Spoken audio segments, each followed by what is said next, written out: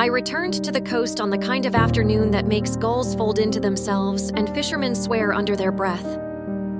Rain drummed the tin roof of my grandmother's cottage like an impatient audience.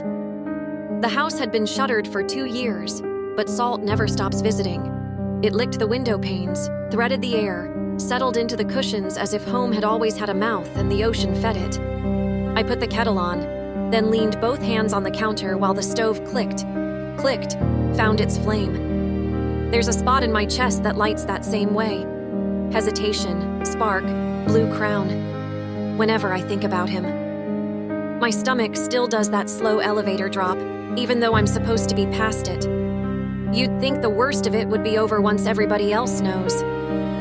When your private ruin becomes a public landmark, the tours start running on time. People will point, "There, do you see?" That's where it collapsed. What they don't tell you is that the collapse keeps performing. It has matinees, rain or shine. On the table sat a cardboard box I hadn't opened in years. I'd labeled it in black marker, "Old demos plus things that might matter later." Inside, the vinyl sleeves smelled like attics and summers. On top was a cassette in a cracked case, a live take from the night everything started. I slid it into my grandmother's wheezing tape player, pressed play and let the machine pull the ribbon forward. There I was again. Younger, careless in a way I'd mistaken for brave. My voice wobbled at first, then learned how to stand with its feet apart. He was on guitar beside me, fingers sure and unfussy. There was a part in the bridge where he looked up and smiled. Back then you could hear it, the smile. The audience clapped, chairs scraped, someone whooped. It was the sound of doors opening. It's hard to tell now which door led where. He used to joke that my voice shook the dust out of rooms. "You sing and you can hear the nails remembering how to hold," he'd say. And I'd pretend to roll my eyes, even though compliments were bread and I was always hungry. We wrote at his kitchen table with the window cracked to the alley. I learned that coffee tastes different at midnight, that a guitar hanging on a wall can look like a sleeping animal, and that love, when it's new, can turn any ordinary room into a theater. The first time I understood that talent is a kind of weather, not a certificate, we were at a basement show. Low ceiling, bad lights, everything sticky. He elbowed me gently when the drummer dropped into a pattern that sounded like thunder walking on stairs. "Hear that?" he whispered. "That's your pulse." I pressed my fingers to my neck, startled, and laughed. Later, I would think about that moment so much the memory wore thin. Because he wasn't wrong. The beat I returned to, especially on stage, felt like the sea pulling hard at my ankles. Back in the cottage, rain kept time with the old cassette's hiss. The kettle squealed. I poured into the chipped mug with the faded lighthouse on it and stood in the quiet that followed. A gull yelped in the distance like an insult you can't prove was meant for you. Somewhere, everywhere, his picture was being posted, his interviews clipped, his voice carried into rooms I no longer entered. That's what happens when a song you wrote together shows up in someone else's mouth. It travels lighter. It doesn't need you to carry it. It forgets where it learned to breathe.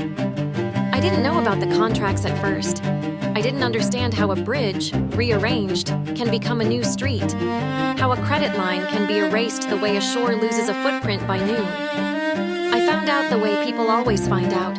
Too late, with witnesses. I was in a grocer's line holding lemons and a tabloid, because I'm the kind of person who still buys paper sometimes, as if the truth behaves better on it. The article wasn't cruel. That would have been easier. It was triumphant. It praised a leaner, rawer sound, a searing new voice, and there he was, holding the award like an infant. The track title glittered in the caption. Ours. Stripped, renamed, launched.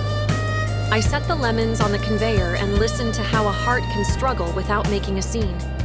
The cashier asked me if I wanted a bag. I said yes. Sometimes that's the bravest word you have. Grief is repetitive by design. Tied in, tied out, tied in, tied out, until the beach learns how to be a beach again.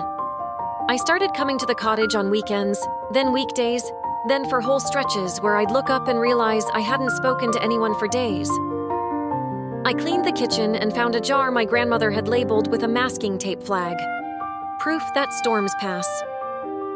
Inside were small things. Bits of sea glass, a spool of blue thread, a button, a flat oval stone with a stripe of white through it like an unrolled horizon.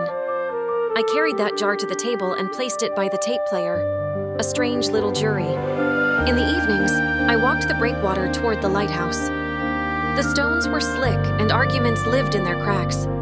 You trusted the wrong person. You should have read the fine print.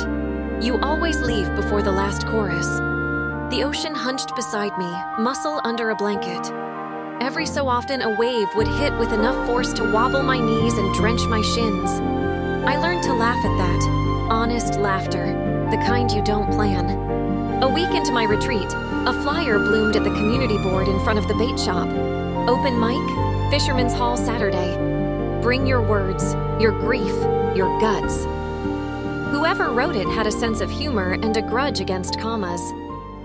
I traced the jagged letters with my thumb and felt that hesitant spark under my ribs again. It rained the night of the open mic, but people still came, following the glow like moths with good reasons. The hall smelled like damp jackets and beached rope. Folding chairs clattered into rows. On the low stage, a teenager tuned a banjo while an older woman warmed her hands above a space heater and recited a poem about divorce that made me want to hug every person I'd ever met. I signed my name on the list with a pen that didn't want to work and wrote beside it, "Original." The word looked pretentious and also accurate. When they called me up, I stepped into the light and took a breath that traveled farther than most. "Hi," I said, because I always start that way. Like I've opened a door onto a porch with strangers who might become neighbors. I rubbed my thumb along the strings and found the key by touch. The first chord vibrated through the floorboards and into my heels. Rain punched the roof in steady fists. Someone in the third row coughed.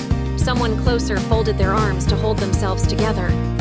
I didn't sing about him, not directly. I sang about a house whose beams remembered a different weight. I sang about a lock that finally coughed up its key. I sang about a fire that started in a place meant for water and refused to be sensible, refused to keep quiet. I built the song like scaffolding around a cathedral I hadn't dared admit I was renovating.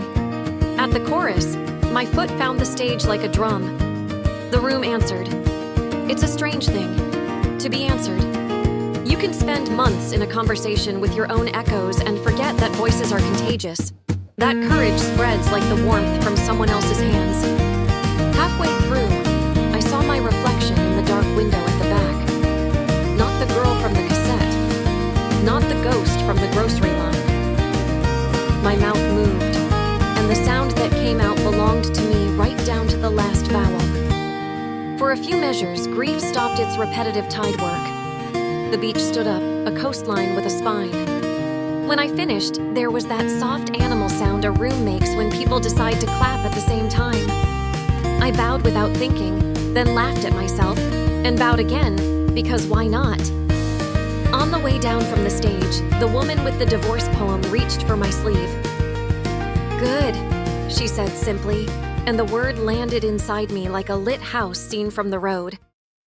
I walked home under a color of rain I'd never noticed before. It looked like tin warming to silver. At the cottage, I pressed stop on the tape and put it back in its case. I added the cassette to my grandmother's jar and wrote a new label, "Proof that I stayed." He texted the next morning. A number I'd learned to ignore bloomed on the screen. "Congratulations on last night. Heard you were back at it. Would love to talk." The language of men who practice apologies until they sound like offers. I stared at the message until it seemed to belong to someone else's phone. Then I remembered the feeling in the hall, the room answering. I typed exactly what I meant. No performance, no second chorus. I told him I was done being a rehearsal space for someone else's success. I told him to keep whatever he'd taken. I had no use for it now. I told him not to call again. I hit send and didn't immediately throw up, which felt like a landmark. By afternoon, the storm lifted. The ocean refused to be calm, and I respected it for that. I went down to the shore and stepped out of my boots, rolled my jeans, risked the first wave like a handshake. Cold can be a promise or a warning. It was both, bracing me all the way up to my knees. I walked until the pull worked against me like a stubborn friend. The next wave caught me higher, and I let it. Water lifted my feet. For a second, I was neither walking nor drowning, just held, tumbled, yes, but held. People use the word forgiveness like a broom you use once the party's over. Sweep up, move on. I don't think it's that. I think it's a shoreline decision. How much of what the water brings do you keep? How much do you throw back? I scooped a shell that was nothing special and put it in my pocket because it had survived more years than my anger and didn't brag about it. Back at the cottage, I opened the windows. The house inhaled. I tuned the guitar by feel, letting each string creep toward true. The song from last night lingered like wood smoke in my hair. I recorded a clean take on my phone. Not perfect, but mine. And I sent it to the open mic organizer with a note. Thank you for the room. Within an hour, she replied with a link to next month's event and a line that made me laugh. We'll save you a chair you can kick with your boot. Days accumulated. I found a rhythm that had nothing to do with schedules or social feeds or statements prepared by publicists. Mornings, I rode on the porch and listened to the water train itself against the stones.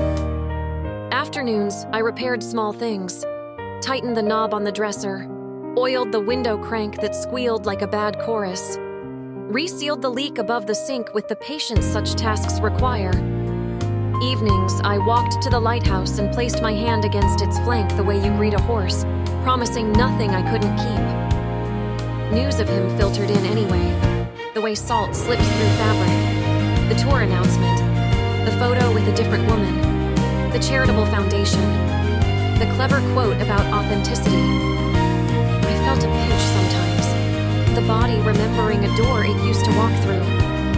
But the pinch didn't own the room anymore. It was a visitor, not a landlord. One night, the clouds broke apart so cleanly I thought of torn bread. Stars hung low enough to read by. I took the jar from the table and sat on the steps, unscrewed the lid, and poured the contents onto my lap. Sea glass, button, blue thread, striped stone, cassette. Proofs.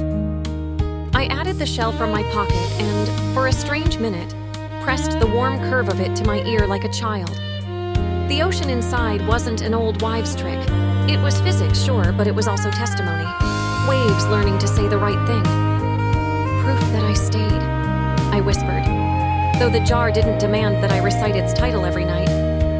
I placed it on the sill where morning light would choose it first. I thought about how I'd sing the new song again, not trying to be tougher, just truer. I thought about the kid with the banjo and the woman with the divorce poem. I thought about my grandmother's handwriting, careful and tilted on that little flag of tape. Storms pass. The sea breathed its heavy, patient breath. I breathed mine. Somewhere far out, water shouldered water, rolling and rolling. Not to drown, not to drag me back, but to remind me there's a difference between depth and disappearance. If you let yourself sink, you learn the temperature of what holds you. If you rise, you do it on purpose. I went to bed with my hair smelling like the shore and my throat loose from singing in the dark. In the morning, the gulls were loud and ridiculous and perfect. I made tea in the chipped lighthouse mug and felt that soft internal spark stutter, then a line, then climb until it stood tall. A voice finding its feet again, a house remembering what it was built to keep. The tour came through our town the next month, his bus idling on the street like a promise he could still cash. I didn't buy a ticket. I played Fisherman's Hall instead. The room was packed. When I struck the first chord, I felt the floor say my name back to me. It wasn't a shout. It was something older than applause and kinder than revenge. It was the sound of my own weight, held, and it was enough.